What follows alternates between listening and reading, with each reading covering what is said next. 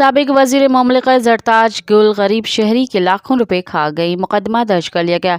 डेरा गाजी खान के इलाके सखी सरवर के गरीब शहरी जफर हुसैन ने जरताज गुल के खिलाफ FIR दर्ज करवाई है। जफर हुसैन नामी शहरी की जानिब से दी गई दरख्वास्त में मौक़िफ़ इख्तियार किया गया है कि उसने जरताज गुल को सिविल अस्पताल में नौकरी हासिल करने के लिए बतौर रिश्वत 5 लाख रुपए दिए।